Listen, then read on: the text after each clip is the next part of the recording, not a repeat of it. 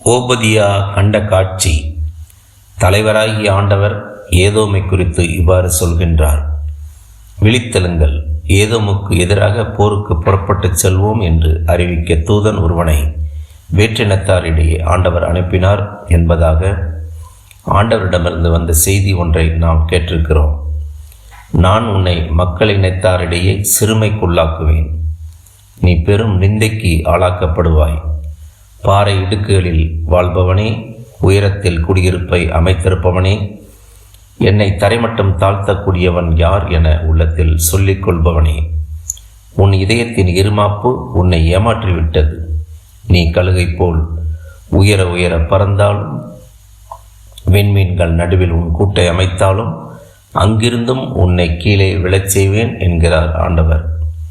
உன்னிடம் திருடர்கள் வருவார்களாயின், கொள்ளைக்காரர்கள் இரவில் வருவார்களாயின், தங்கள் தேவைக்கு அதிகமாக திருடுவார்களோ?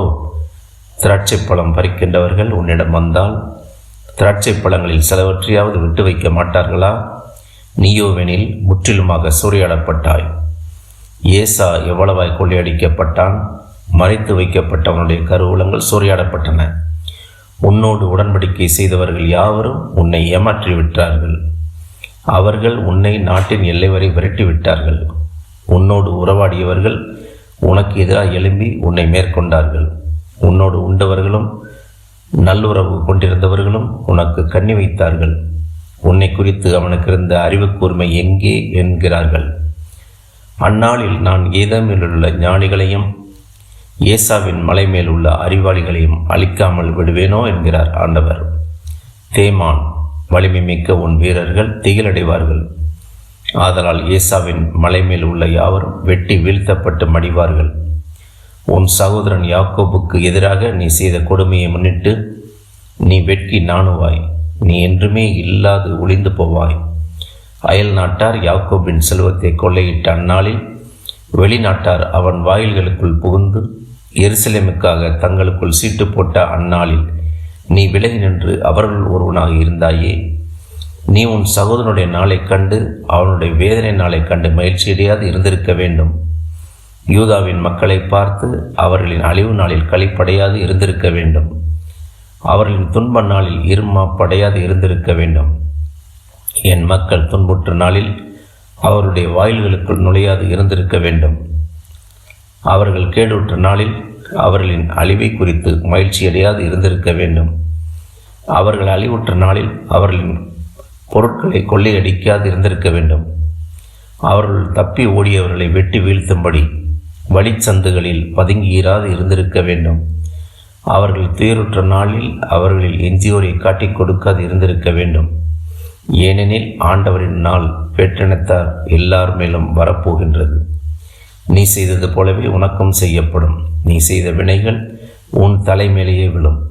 என் திருமலையில் நீங்கள் என் தண்டனையாகிய பானத்தை குடித்தது போலவே வேற்றினத்தார் அனைவரும் குடிப்பார்கள், மேலும் குடிப்பார்கள், குடித்து கொண்டே இருப்பார்கள், குடித்து மயங்கி கிடப்பார்கள். ஆனால் தப்பி பிழைத்தோர் சீயோன் மலையில் இருப்பர். சீயோன் மலையும் தூய்மையாய் இருக்கும்.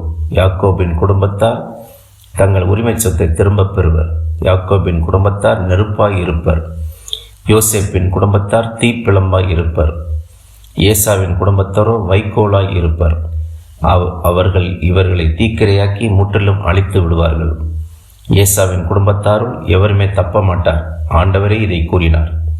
நெகிபில் இருப்பவர்கள் ஏசாவின் மலையை தமதாக்கிக் கொள்வார்கள். செபேலாவை சார்ந்தவர்கள் பெலிஸ்தியர் நாட்டை உரிமையாக்கிக் கொள்வார்கள். அவர்கள் இப்ராஹிம் சமாரியா நாடுகளை தம் உரிமையாக்கிக் கொள்வார்கள். பெனியமினோ கிளையாதை தனக்கு சொந்தமாக்கிக் கொள்வான்.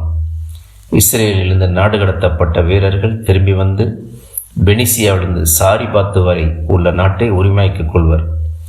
எருசலேமிலிருந்து செபராதுக்கு நாடு கடத்தப்பட்டோர் நெகிபின் நகர்களை சொந்தமாக்கிக் கொள்வர்.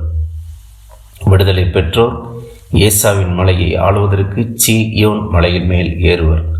அரசாட்சி ஆண்டவருக்கே உரித்தாகும்.